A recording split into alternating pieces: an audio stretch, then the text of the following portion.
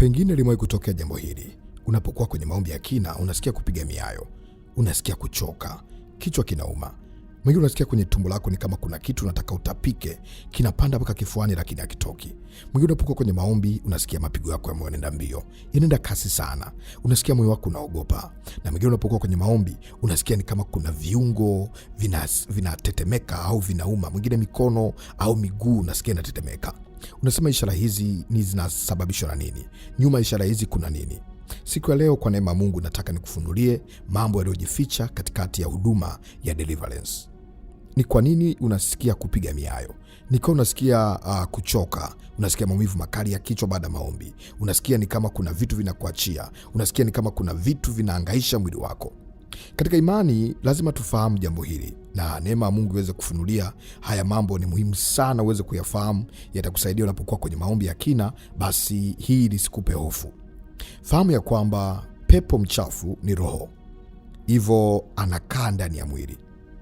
Ili utendaji kazi wake ufanye kazi, anahitaji kiumbe ambaye yupo katika muonekano wa kibinadamu au muonekano wa kihali ya kawaida, ili aweze kufanya kazi fulani. Viumbe vya kiroho havionekani kwa macho ya kimwili. Ili viweze kufanya kazi, vinahitaji mwili, vinahitaji kitu ambacho kipo physically, vinahitaji kitu ambacho kinaonekana, kinashikika, kinaweza kufanya hiki na hiki kwa mfumo wa kibinadamu. Kwa hiyo pepo mchafu anapokuwa ndani yako, maana yake anakuwa na kutumikisha wewe kwenye viungo vyako. Ili aweze kufanya kazi, anahitaji kukaa kwenye viungo. Na mifumo ya mapepo imetofautiana.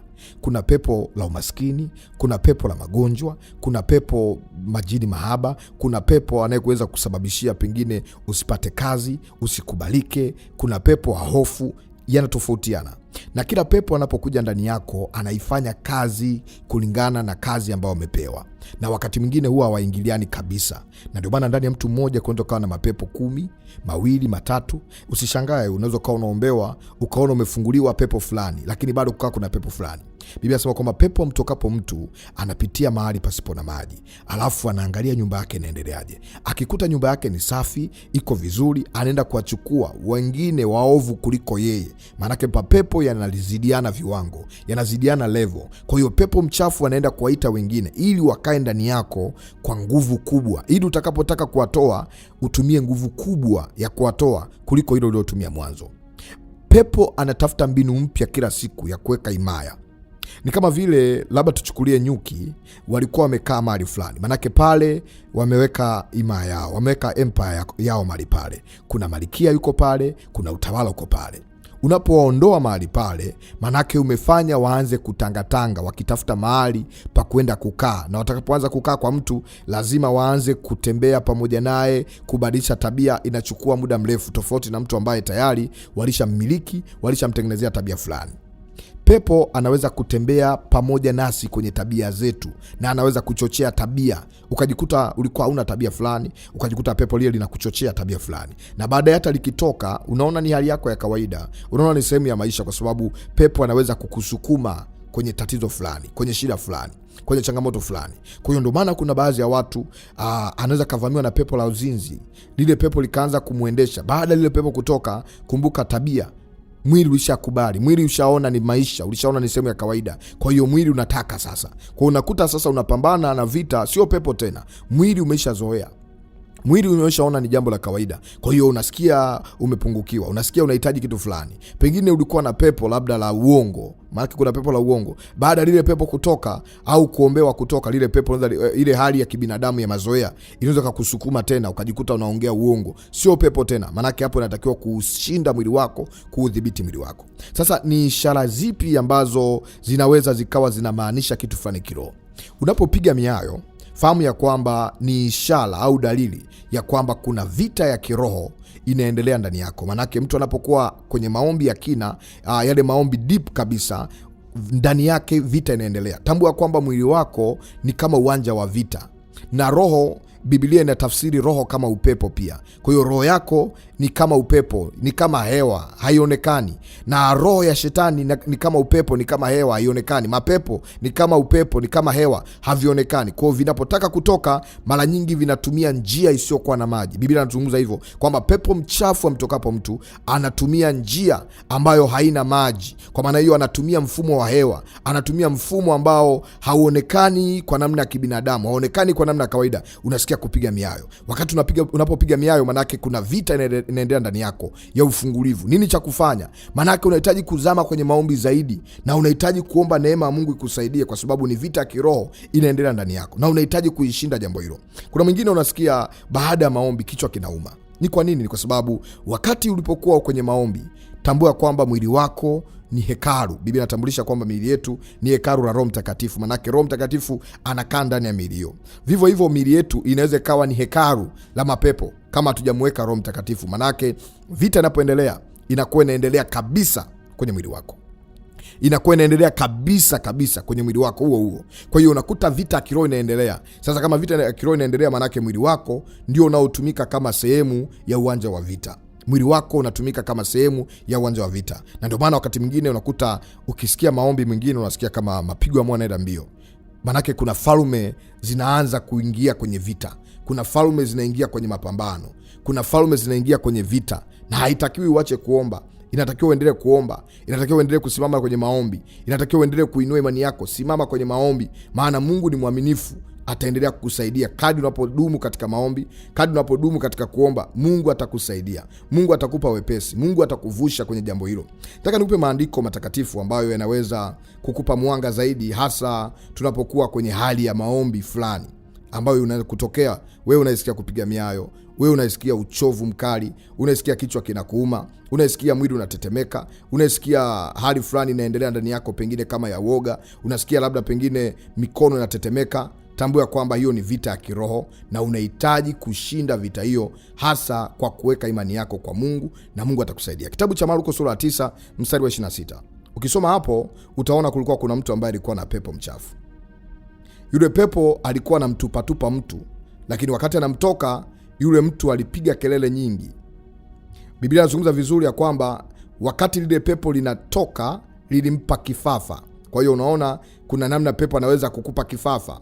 Anaweza kukupa hofu ya namna yote ile, anaweza kukupa woga wa namna yote ile, anaweza kukupa hali yoyote ambayo ikakutokea ukaona kama ni hali ya kawaida, lakini ni pepo linapambana ndani yako, ni pepo linahangaika ndani yako, na unahitaji kuishinda hiyo hali. Unahitaji kusimama katika maombi. Haitakiwi ukate tamaa, uogope kwa sababu hivyo vitu vinavyotokea haijalishi vinatokea kwako mara ngapi. Biblia inasema vizuri, akalia akamtia kifafa, anasema akamtoka, naye akawa kama amekufa.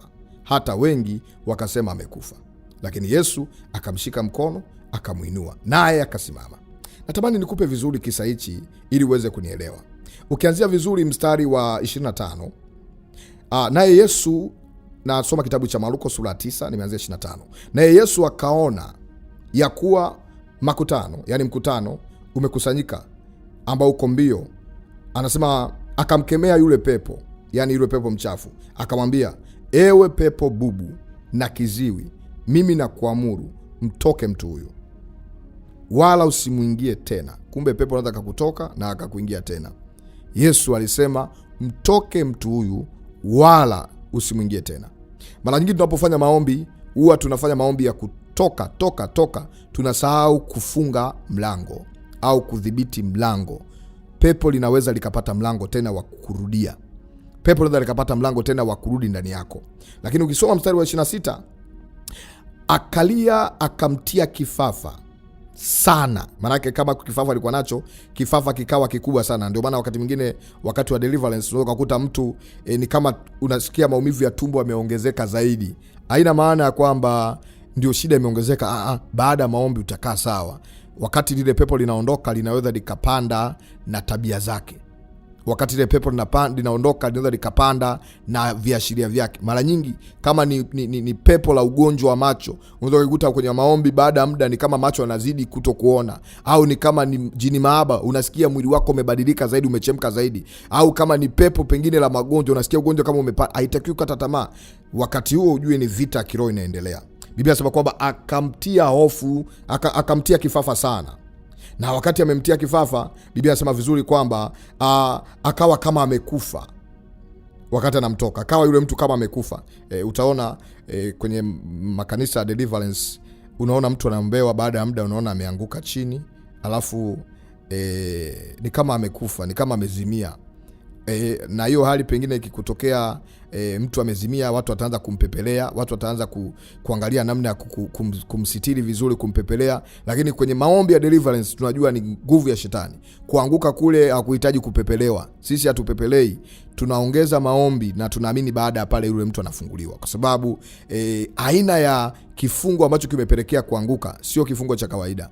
Na ndio maana mtu kama huyo akianguka barabarani tu, hata kama ni pepo limempanda ameanguka barabarani, watu watakusanyika, wataanza kumshangaa, wataanza kumpepelea wakitaka azinduke. Sisi tunakuzindua kwa maombi, na Mungu mwaminifu anakusaidia, unakuwa sawa.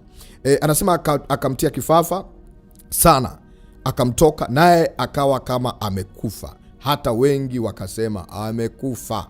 Lakini Yesu akamshika mkono, akamuinua, naye akasimama. Hata alipoingia nyumbani, wanafunzi wake wakamuuliza faragani, yani kwa siri, mbona sisi hatukuweza kumtoa? Sasa hiyo ni kesi nyingine, lakini nataka nikufundisha kwamba pepo anaweza akajibadilisha wakati anatoka. Anaweza akaonyesha reaction fulani, akaonyesha vitisho fulani, akakuogopesha kwenye jambo fulani. Haitakiwi kukata tamaa. Wewe unayepiga miayo wakati wa maombi, ni vita ya kiroho inaendelea ndani yako, unahitaji kupambana. Mwingine wakati wa kusoma neno la Mungu unasikia kupiga miayo. Mwingine wakati wa ibada, mahubiri yanaendelea, unasikia kuchoka, unasikia usingizi. Ni vita ya kiroho inaendelea, na mwili wako ni hekalu.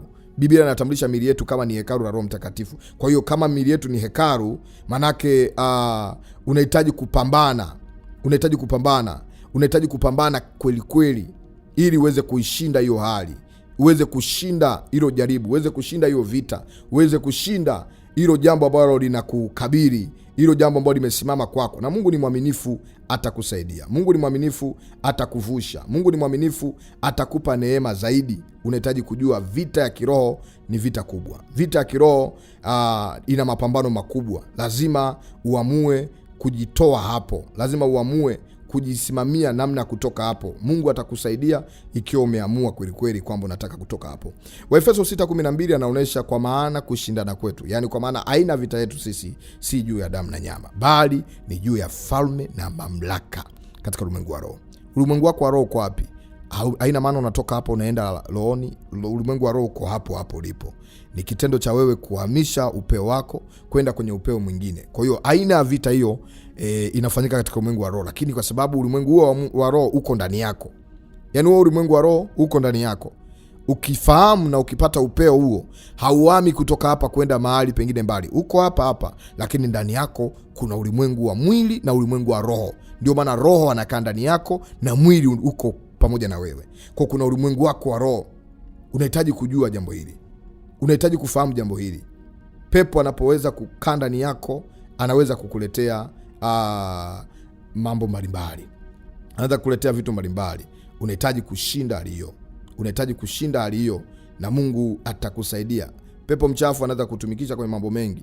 Kitabu cha Matendo ya Mitume ile sura 16 ukianzia mstari wa 18, kuna jambo muhimu hapo linatamani tulipitie, na Mungu atakusaidia, mtu wa Mungu, na Mungu atakupa neema. Fungua pamoja nami kitabu cha Matendo ya Mitume ile sura 16.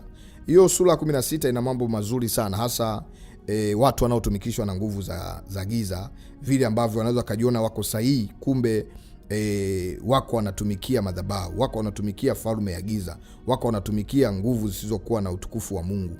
Ni muhimu sana kuelewa jambo hilo. Ukianzia mwanzoni kabisa utaona habari ya kina Paulo na Sila, vile ambavyo walikutana na changamoto ya mtu ambaye alikuwa na pepo la uaguzi. Huyu mtu alikuwa akiwaletea faida watu. Pepo anaweza kawa ndani yako, lakini huyo pepo kuna mtu amemtuma ndani yako ili yeye apate faida. Ndio maana kuna mapepo ya kutumiwa. Unaweza kutumiwa pepo la hasara. pepo, unaweza kutumiwa pepo la magonjwa. Kwa hiyo ukajikuta unaenda kwenye vipimo, magonjwa yaonekani. Unaenda huku, magonjwa yanaonekana, mara yamepotea, mara huyu anakuambia hiki, mara anakuambia hiki. Wakati mwingine ujue kuna pepo la magonjwa limetumwa ndani yako, na adui yupo kazini kwa ajili ya kukuharibu ili ushindwe kutimiza kusudi la Mungu kwenye maisha yako. Mstari wa 18 Biblia inazungumza vizuri, inasema hivi: akafanya hayo kwa siku nyingi, lakini Paulo akasikitika, akageuka, akamwambia yule pepo, ninakuamuru kwa jina la Yesu Kristo, mtoke mtu huyu. Akamtoka saa ile ile. Basi bwana zake walipoona ya kuwa tumaini la faida yao limewapotea, wakamkamata Paulo na Sila, wakamtokota, yani wakamtupa, wakawapeleka mpaka sokoni mbele ya wakuu wa mji, wakawachukua, wakawapeleka mpaka kwa kadhi, maanake kwa watu wana sheria. Wakasema, watu hawa wanachafua sana mji wetu, nao ni Wayahudi. Ni nini nataka niseme? Ya kwamba wakati mwingine roho chafu inapomtoka mtu inaweza kuleta malipizi na visasi. Adui akiona umemshinda kwenye jambo fulani, pepo likikutoka linaweza likakuletea visasi na malipizi. Wakina Paulo na Sila walikuwa wamefanya maombi ya kumtoa yule pepo ambaye alikuwa ni pepo wa utambuzi. Watu walikuwa wakienda kwake, wanapata tiba, wanapata kina kile, lakini roho iliyokuwa inafanya kazi ndani yake sio roho ya Mungu. Na ndio maana wakati mwingine tunasema dawa za kienyeji zinaweza zikawa kuna mahali hazifai, kwa sababu ni nini ambacho kimepelekea yule mtu ambaye ametoa dawa ya kienyeji aweze kujua kwamba hii ni dawa? Mara nyingi kuna mapepo utambuzi yanayowaongoza kwamba afanya hiki na hiki na hiki ili kitokee kitu fulani. Kwa hiyo nini kilichopo nyuma ile dawa? Nyuma ile dawa kuna roho iliyosababisha muunganiko ule, au iliyosababisha kitu kile kitokee. Na ndio maana tunaamini kwamba Mungu anaweza kutuponya, na Mungu ameweka madaktari na wanasayansi ili waweze kupata kwa miongozo ya elimu, kwa miongozo ya utaratibu fulani, kupata dawa kwa ajili ya jambo fulani. Kwa hatupingana na dawa za hospitali, tunapingana na madawa ya kienyeji, ya mambo ya kienyeji, mambo ya Kiswahili. Hizo dawa mara nyingi nyuma yake zina roho, kwa sababu mtu ambaye anatoa dawa kuna roho imemuongoza ili aweze kujua kwamba hii ni dawa, kujua kwamba hiki ni hiki. Kwa nyuma yeye kuna roho fulani ambayo imemuongoza, na mara nyingi kuna maroho ya kiganga ya utambuzi. Hawa watu walikuwa wanatumia watu wenye maroho ya utambuzi, watu wa mji, ili waweze kujipatia faida, na walikuwa wanatafuta faida kwa mtu yule. Yule mtu alipogundua kwamba hana tena pepo wa utambuzi, hana tena pepo wa uaguzi, wakamfukuza, wakamkimbiza kabisa aondoke. Kumbe kuna watu wanaweza kawa wanakutumia kwa sababu una kitu fulani. Kile kitu chako kikiondoka, wanaweza kukufukuza, wakaona thamani yako haipo. Sasa katika ulimwengu wa roho, wakina Paulo na Sila walichokuwa wamekutana nacho ni ataki za kiroho. Ni ataki za kiroho, kwa maana ya kwamba ni mashambulizi ya kiroho ambayo yalikuwa yametumwa kwao ili kuwakatisha tamaa.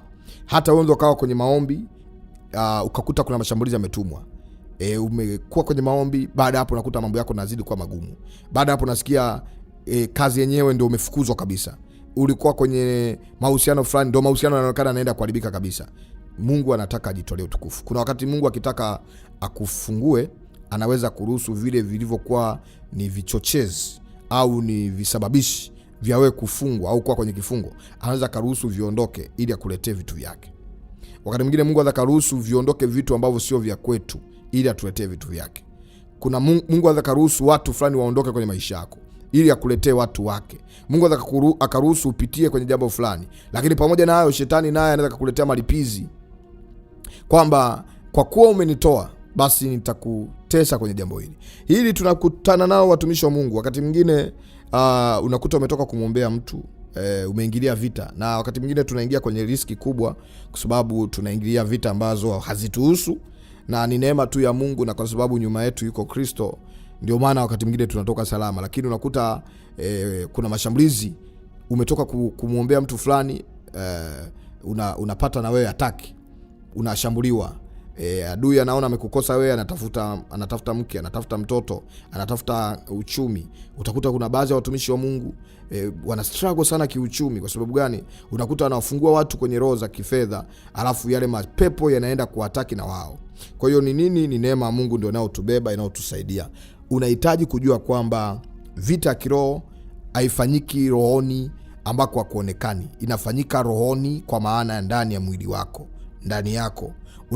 Unapoona mtu anasema kwamba nina vita kali, manake vita hiyo inapambaniwa rohoni, matokeo yake yanaonekana katika mwili, mambo yake yanaonekana katika mwili. Kwa hiyo ni vita kweli kabisa ya kiroho, lakini kuna namna ambayo matokeo yake yanaweza kutokea katika mwili, Kwa hiyo lazima ujue mambo haya. Upande wa kiroho unaweza ukawa na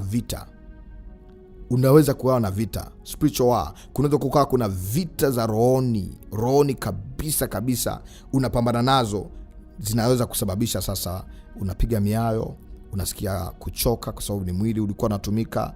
Wakati mwingine pepo anapotaka kutoka, anaweza kukupiga, anaweza kukuchosha, anakaa kwenye viungo. Wakati mwingine unaweza kawa unaombewa.